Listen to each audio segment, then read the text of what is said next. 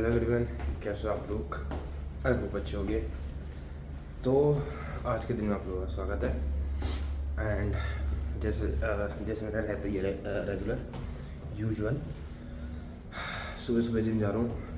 ठंड काफ़ी है। आज वैसे लेग्स मारूंगा और बाकी अगर मैं कुछ भी चीज़ बता दूँ भाई, थोड़ा बहुत अपनी सेहत पे ध्यान दे लो, हेल्थ पे थोड़ा बैक बुक होकर निकला करो। अगर वो बाहर जाओ तो ठंड बहुत हो रही है। क्या होगा है?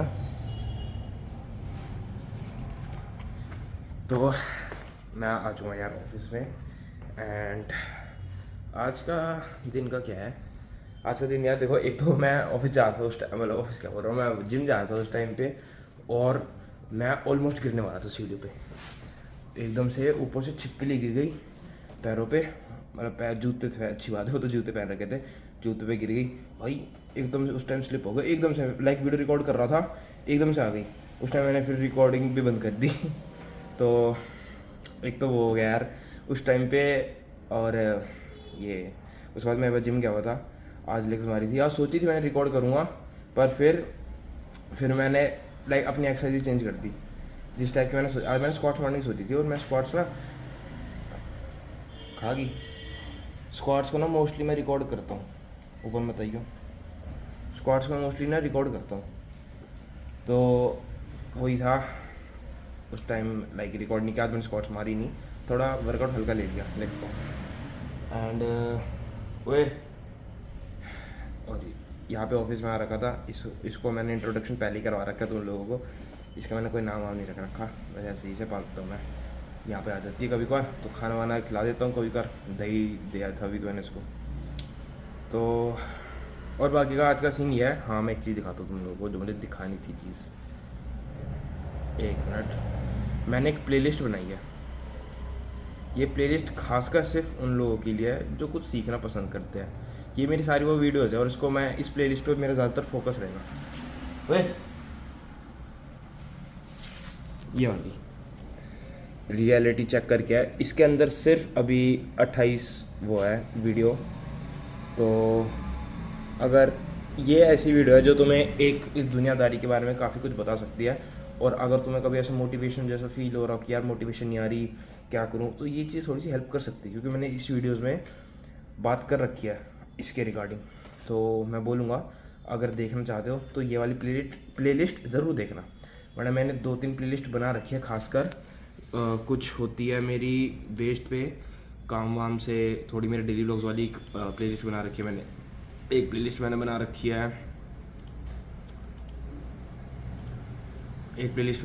है, उसकी क्या बोलते हैं उसको, लाइक एक जो मैं एजुकेशनल वीडियोस बनाता हूँ उसके लिए बना रखी है। तो अलग अलग करता रहता हूँ मैं, मेरा मतलब ये चलता रहता है। और बाकी का मैं अब थोड़ा सा होने वाला हूँ बिज़ी। मुझे एक काम करना है, मुझे याद आ गया एकदम से, वीडियो बनाते बनाते याद आ गया वो काम। तो मैं ऐसा करता हूँ, मैं मिलूँगा अब तुम्हें सीधा घर पे मिलूँगा, तब तुम लोगों से बढ़िया बात करूँगा। हाँ, घर पे जाके तुम्हें तब की डिटेल देता हूँ, आगे का सीन जैसे भी रहेगा। आगे का कुछ अभी पता नहीं है भाई, और कुछ वीडियोस पे काम करना है, बस इतना मेरे दिमाग में चल रखी है बातें। पर जैसे भी रहेगा मैं तुम्हें बताता रहूँगा, शेयर करता रहूँगा तुम लोगों के साथ। अभी मुझे एकदम से एक काम याद आ गया, मैं वो कर लेता हूँ, उसके बाद तुमसे ना बाद में बात करता हूँ। तो तब तक लिए स्टे ट्यून्ड। सो यार, मैं अब घर पे आ चुका हूँ। एंड गेस व्हाट, मुझे तुम लोगों से कुछ बात करनी है। पर उससे पहले मैं एक चीज़ बता दूँ भाई, आज का दिन बहुत ख़राब गया मेरा। ख़राब मैं क्यों बोल रहा हूँ, क्योंकि जिस कुत्ते को मैं तुम लोगों को दिखा रहा था थोड़ी देर पहले ही ऑफिस में जब मैं था, आज उस कुत्ते ने एक छोटा सा, बिल्कुल छोटा सा, मुझे नहीं पता तुम्हें दिख रहा है, कैमरे पे नहीं दिख रहा, एक छोटा सा छेद कर दिया मेरे हाथ पे, बिल्कुल छोटा सा। एंड गैस व्हाट, इसका दांत लग गया भाई ये, और उसका दांत बिल्कुल अंदर लाइक घुस गया था ऑलमोस्ट, मतलब छोटा सा हो रखा है ये, पर खून आ गए थे। इसका मतलब खून आ गया, मतलब वो स्किन को पेनिट्रेट करके अंदर घुस चुका है। और तुम्हें पता है, जब कुत्ते का सलाइवा एक ह्यूमन ब्लड से कांटेक्ट में आता है तो क्या होता है, रेबीज़ इन्फेक्शन घुस जाता है। इसीलिए मैं आज एंटी रेबीज़ का इंजेक्शन लगा कर आया हूँ। भाई बहुत दिमाग ख़राब हो गया आज का दिन, सीरियसली। एक तो मैं पहले तो सोच रहा था छोटी सी चोट है, क्या दिक्कत है, रहने देता हूँ। फिर मेरे दिमाग में आई, दिमाग में भी कब आई, 2 घंटे बाद क्या हुआ, मेरे दिमाग में थोड़े चक्कर सा आने लग गए। अब मुझे ये नहीं पता कि वो उसकी वजह से या फिर किसी क्या रीज़न है, मुझे नहीं पता। पर अंदर ही अंदर मुझे थोड़ा सा ये भी रहता था दिमाग में कि वहम बोल लो या कुछ बोल लो कि भाई कहीं रेबीज़ ना हो जाए। तो उस चक्कर में भी और ज़्यादा मेरे दिमाग की इस चीज़ में थोड़े चक्कर से आने लग गए। तो अब पता नहीं वो क्या रीज़न से आए थे, कुछ मुझे नहीं पता, क्योंकि इसके सिम्टम्स ना कुछ तुम बोल सकते कुछ हफ्तों बाद ही दिखते हैं। पर हाँ, अगर घाव ज़्यादा बड़ा हो तब जल्दी दिख जाते हैं। पर मेरे घाव इतना बड़ा नहीं था, इसका छोटा सा ही था। पर हाँ, उसको रेबीज़ का इंजेक्शन भी लग रहा था, एंटी रेबीज़ का, क्योंकि वह स्ट्रीट डॉग है। सारे स्ट्रीट डॉग्स को नहीं लग रहा था और उसको लगा भी नहीं था। तो मे बी उसके वजह से ज़्यादा मेरी बॉडी पे असर हो जाता, मुझे नहीं पता। बट मेरे चक्कर आ गए थे, बिल्कुल ऐसा ब्लर सा दिख रहा था, बिल्कुल सर घूम रहा था भाई। तो मैंने सोचा भाई रिस्क क्यों लेते हैं, इंजेक्शन लगवाई आता हूँ। तो इंजेक्शन लगवाने गया। अब कंधे में थोड़ा सा वो हो रखा है, उठाया नहीं जा रहा कंधा। कल का दिन अब मुझे जेन्युइनली नहीं पता भाई। और मेरे सर में भी दर्द हो रहा है, अभी भी हो रहा है, और मैं सोऊंगा। तो यस, कल का दिन मैं सुबह जिम नहीं जाऊंगा, प्रोबेबिलिटी ज़्यादा है। मैं ट्राई करूंगा उठने की, और बाकी के बार बॉडी का थोड़ा सा देखना पड़ता है भाई, हेल्थ पे भी थोड़ा सा ध्यान देना पड़ता है। तो आज का दिन थोड़ा सा ऐसा हो गया। और बाकी का फाइनेंस की बात करूं, तब भी फाइनेंसेस आज के इतने अच्छे नहीं थे मेरे, अच्छे इन सेंस कस्टमर भी कोई एज सच कोई आए नहीं।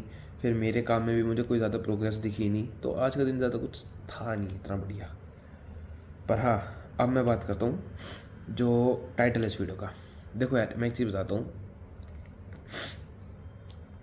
इसको तुम एज अ स्टोरी सोच सकते हो।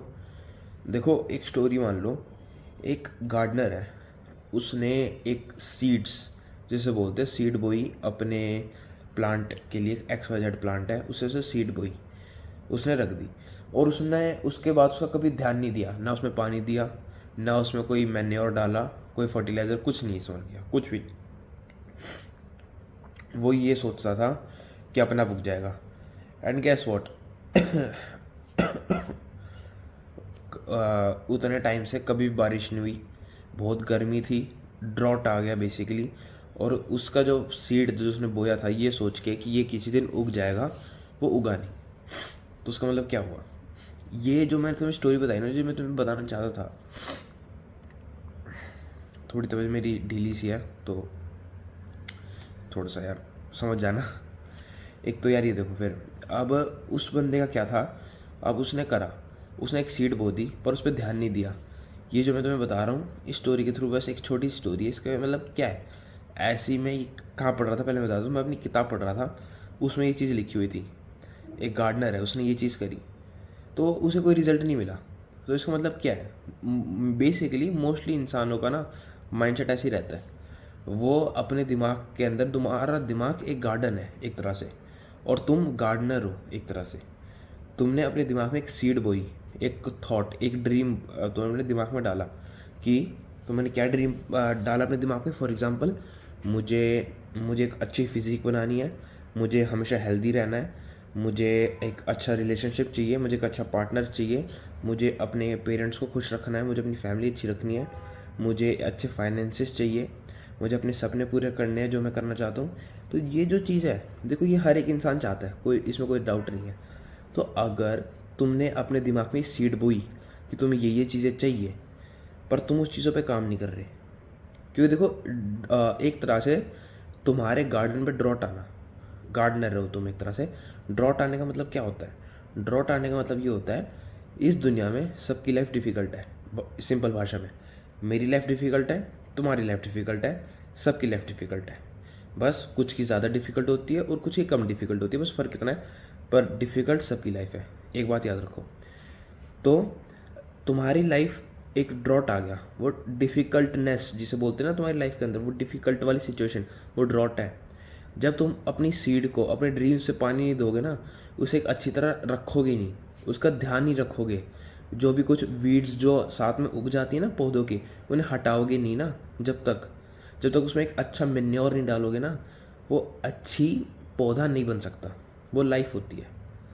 तो तुम्हें एक चीज़ अगर पानी अपनी ज़िंदगी में, तुम्हें चीज़ें कुछ करनी पड़ती है। तुम्हें एक चीज़ बताता हूँ, मेरे आज मेरी बिल्कुल भाई तबीयत ठीक नहीं लग रही, मुझे जनरली आज बिल्कुल तबीयत ठीक नहीं लग रही।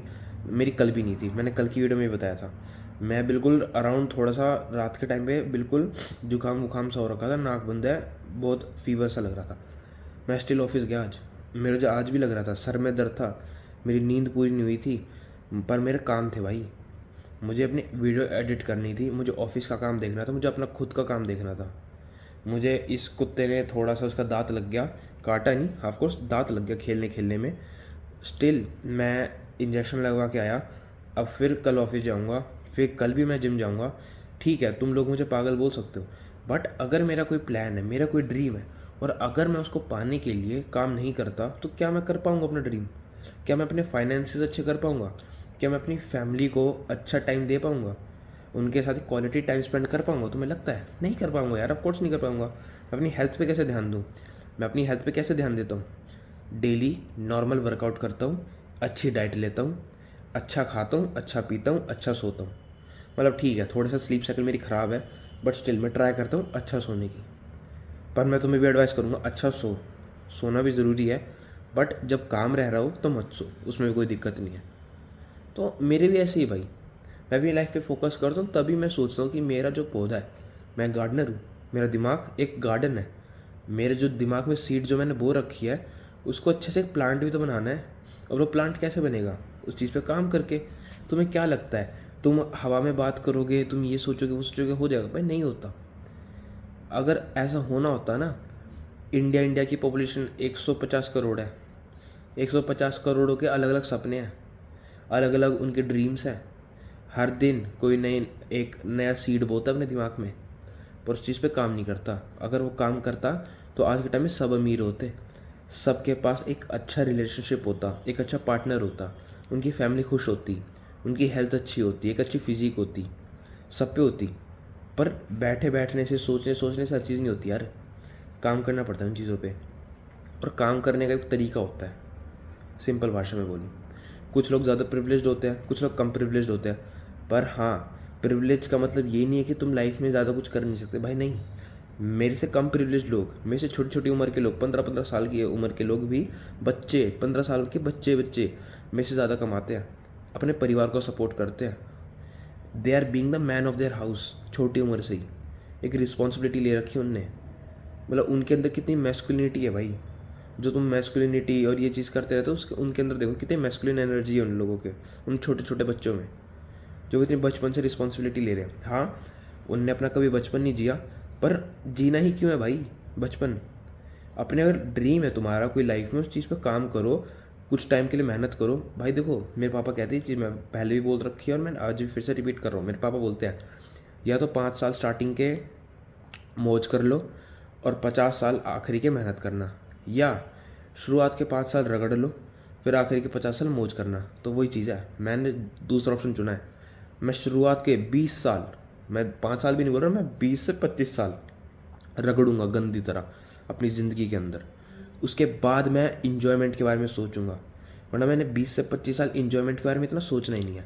हाँ, रेस्ट लेना है लाइफ में, एक बैलेंस भी रखूँगा, पर एक उम्र होने के बाद, मतलब आज से 10 साल बाद एक बैलेंस रखने की सोचूंगा। बैलेंस इन अ सेंस, हाँ, अपनी फैमिली को भी टाइम दे रहा हूँ, अपने पे भी टाइम दे रहा हूँ, और अपने फाइनेंसिस पे भी टाइम दे रहा हूँ।